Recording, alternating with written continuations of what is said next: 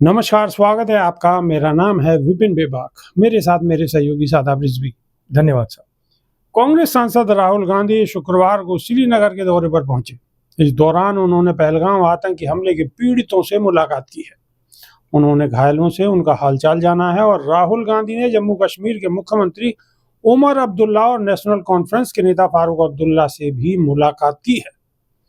कांग्रेस के x account से राहुल गांधी की पीड़ितों से मुलाकात करते हुए तस्वीरें साझा कर लिखा गया है कि पहलगाम में हुई आतंकी घटना मानवता पर प्रहार है, मोहब्बत और भाईचारे को मिटाने की एक शर्मनाक कोशिश है। आतंक के खिलाफ हम सभी एकजुट हैं। हमें साथ मिलकर इन नफरती ताकतों को करारा जवाब देना होगा। राहुल गांधी ने कहा है कि जम्मू कश्मीर के सभी लोग इस घटना पर शर्मिंदा हैं।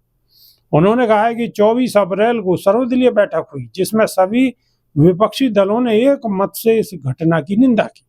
उन्होंने कहा कि पूरा देश इस वक्त एक साथ खड़ा है। ये वारदात भाई को भाई से लड़ाने के लिए हुई है। उन्होंने कहा है कि जम्मू कश्मीर भारत का अभिन्न अंग है और सरकार जो कदम उठाएगी हम उसके साथ हैं। लोकसभा में नेता विपक्ष राहुल गांधी ने कहा है कि आतंकवाद के खिलाफ पूरा देश के साथ हम खड़े हैं। उन्होंने बताया कि सीएम उमर अब्दुल्ला से मिलकर हालात की जानकारी ली गई है। पहलगाम हमले पर उन्होंने कहा है कि यह एक दुखद घटना है।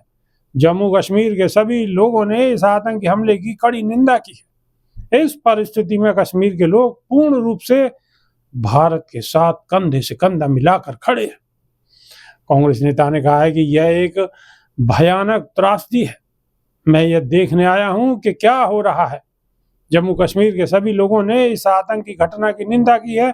उन्होंने इस मुश्किल समय में पूरा साथ दिया है।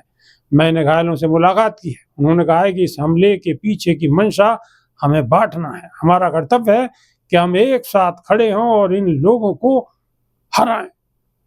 शादाब रिजवी। देखिए, जो काम देश के प्रधानमंत्री को करना चाहिए था वो देश के विपक्ष के नेता कर रहे हैं। जो वहाँ पर पीड़ित हैं, जो शहीद हुए हैं, उन शहीदों के जख्मों पर मरहम लगाने के लिए, उन शहीदों के परिजनों को सांत्वना देने के लिए खास तौर से प्रधानमंत्री को तो उनके यहाँ पहुँचना चाहिए था। हालचाल जानने के लिए देश के मुखिया को, देश के अंदर अगर कहीं कोई घटना हो रही है तो देश के मुखिया को वहाँ जरूर जाना चाहिए था। लेकिन देश के मुखिया वहाँ जाने की बजाय मधुबनी बिहार पहुंचे हैं चुनाव प्रचार में। बिहार जा रहे हैं और झंझारपुर को झंझनाहट के साथ दिखा रहे हैं कि यहाँ हमने मेडिकल कॉलेज बना दिया। तो क्या वो जो मेडिकल कॉलेज उन्होंने बिहार में बनाया है, क्या उसके तार कहीं कश्मीर से जुड़े हैं?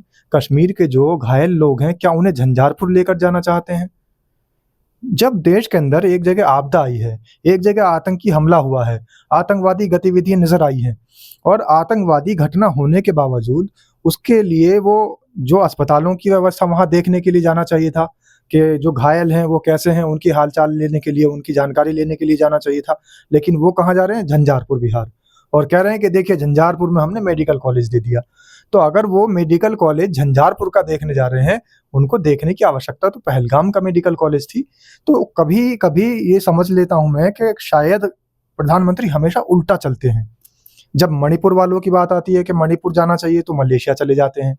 जब कोई सवाल करता है हिंडनबर्ग पे, अडानी पे की बात करता है तो वासुदेव कुटुंबकम की बात करते हैं। हमेशा उल्टा जवाब और हमेशा उल्टा दिशा के विपरीत चलना। तो या तो प्रधानमंत्री ये सोचते हैं कि मैं धारा प्रवाह के विपरीत चलकर इस देश को विश्व गुरु बना दूंगा, लेकिन प्रधानमंत्री को ये सोचना चाहिए कि धारा प्रवाह कहीं किसी दुश्मनी की धारा प्रवाह नहीं है। इस समय तो जख्मों पर मरहम लगाने की धारा है।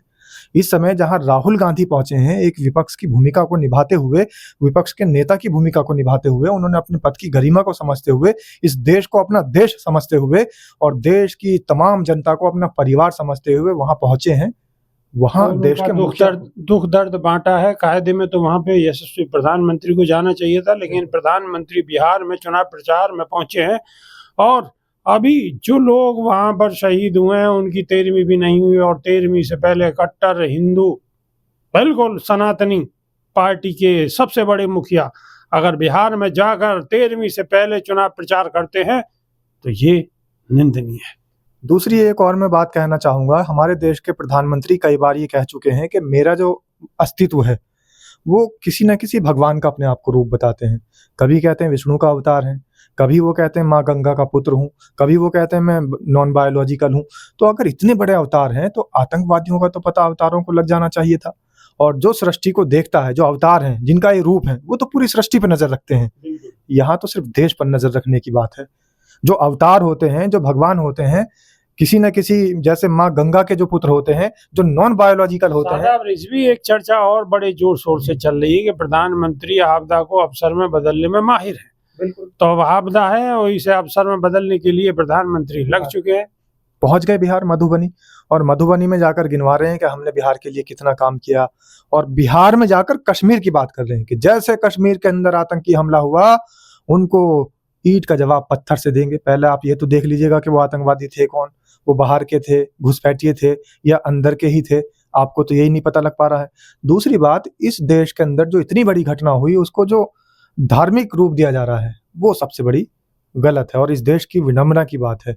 क्योंकि आप देखिए कि जिस तरीके से पहले लिंचिंग होती थी, जय श्री राम के नारे ज्यादातर लगाए जाते थे, और जेएसआर के नारे लगाकर लिंचिंग करना। अब देश के अंदर दूसरा मामला सामने आया है कि अब दूसरे धर्म के, समुदाय विशेष के लोगों के नारे लगाकर लिंचिंग करना। तो जब जेएसआर के नारे लगाकर लिंचिंग होती थी, उसी समय अगर सख्त कानून बना दिया जाता, उसी समय इस तरीके के जो दल हैं, इस तरीके की जो सेना है, अगर उन पर अंकुश लगा दिया जाता, तो शायद ये आपको एक्शन का रिएक्शन देखने को ना मिलता। वो चाहे जो भी हो, जिन्होंने ये काम किया, गलत किया, हम उसकी निंदा करते हैं, लेकिन जिस तरीके से जेएसआर के नारे लगाकर लिंचिंग होती थी, उसी समय उन आतंकियों पर अंकुश लगाया जाता, तो ये आतंकी देखने को ना मिलते। बिल्कुल, कहीं ना कहीं सादाब रिजवी जो कह रहे हैं, उनका इशारा उसी तरफ है कि जब पहले छूट दी, तो अब अगर ये घटना हो रही है, पेड़ बोए बबूल का तो आम कहाँ से आए।